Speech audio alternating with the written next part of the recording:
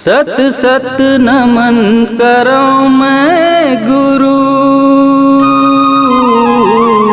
सत सत तोला प्रणाम हो। सत सत शीस झुकाएं बाबा, तोरे चरण मामाथ हो। सबके बिगड़ी बनाए गुरु, मोरो बिगड़ी बना देना हो। गावत हूँ तोर चौका पंखिला, सुर दे दे ताल देना हो।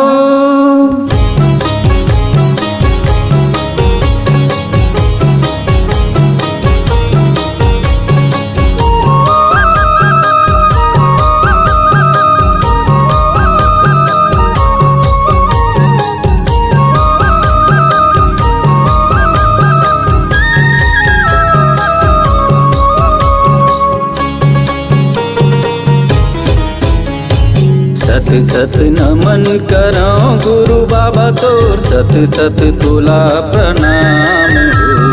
सत सत नमन करो गुरु बाबा तोर, सत सत तोला प्रणाम हो।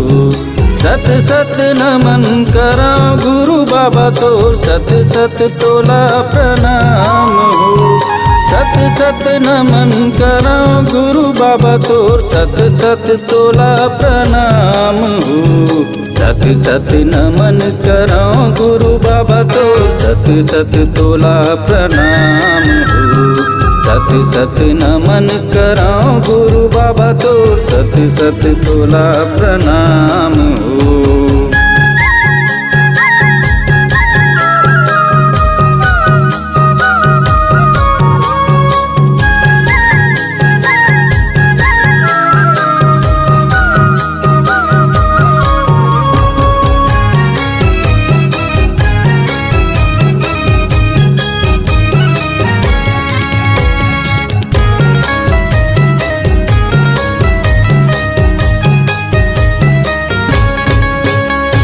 सत सत नमन हे गुरु घासीदास ला, दुनिया बनाए औ बनाए विश्वास ला। दुनिया बनाए औ बनाए विश्वास ला।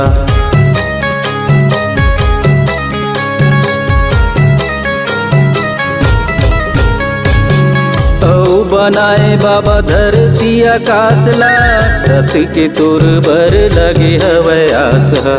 सत के तोर बर लगे हवै आस है। सत सत नमन करो गुरु बाबा तोर, सत सत तोला प्रणाम हो। सत सत नमन करो गुरु बाबा तोर, सत सत तोला प्रणाम हो।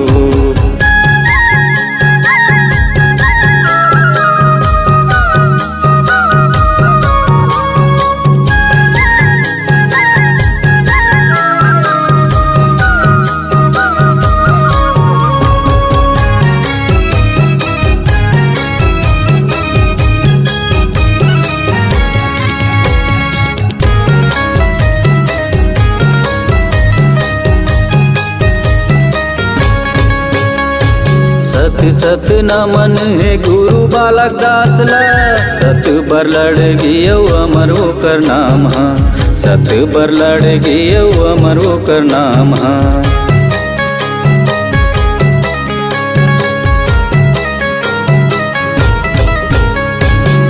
औ लड़ी बाबा संत समाज है, सत के तोला पहिराए हवै तांजला।